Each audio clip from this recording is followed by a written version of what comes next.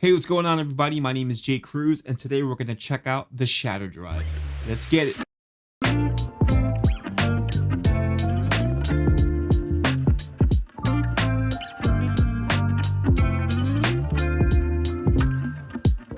This video is kindly sponsored by the good folks at Shatter Audio, who create the Shatter Drive. They kind of reluctantly sponsored this video though, because they weren't sure if they wanted to send this pedal to me. They specifically created this drive for down tuning players who are using high gain drives. So this is a tone shaping pedal for high gain players. And as you guys know, I don't really fall into that category, at least not anymore. I used to, but not anymore. I'm much more known as a low gain ambient player. However, in some of the sound clips that I heard, I could hear nuances and qualities and tone shaping that I think could make this thing an awesome standalone overdrive. And though this pedal wasn't intended on being used that way, I want to kind of go outside of the box a little bit and use this pedal in the way that I would normally use it versus how it was intended to be used. So hopefully this will be a fun experiment and Shatter Audio won't be totally upset with me. This thing comes with a level knob, a drive knob, a bass knob, and a treble knob. It also has a 3-way toggle switch. The toggle switch allows you to change clipping structures. You have symmetrical, asymmetrical, and cross-symmetrical. Though it is a full-size pedal, it's actually on the smaller side of a full-size pedal, and it's also top-mounted, which makes it really pedal board friendly. Alright, enough discussing this pedal, let's finally hear what it sounds like. I'm going to be using my Cruz Model T guitar because I really want to treat it like an overdrive as opposed to just reaching for humbuckers, down tuning, and using this thing at high gain. I kind of want to see what this thing can do, so let's hear the variation of this pedal.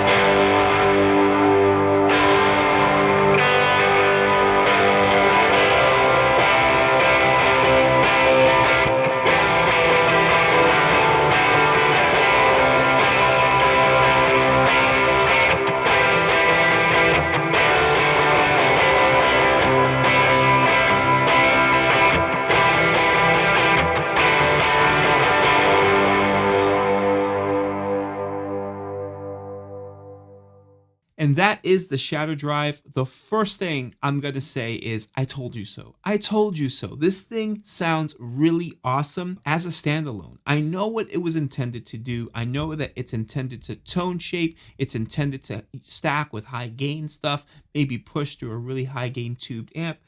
Down tuning specifically, it's intended to be able to push dynamics on the lower end. But I still think that as a standalone, standard tuning, just using this thing as a slight overdrive and even pushing it to higher gain stages, it's just a phenomenal overdrive. I love the dynamic range of the pedal itself. The EQ options were really, really great, being able to dial in bass and treble differently, and you could hear there was a nice clear difference between the treble knob and the bass knob. Two totally different frequencies that you could truly manipulate, and I found that every position was relatively musical, so it just depends on your taste, what guitar you're using, and how you're using this pedal. All right, we heard all the pros, but are there any cons? And yes, there is one major con, and that's the way it's being marketed. As I mentioned, this thing is being marketed specifically to players who are using high gain products and who are down tuning. But I think that they should simply market this thing to pretty much everyone because it's an amazing drive pedal, and I would even dare call it an overdrive pedal,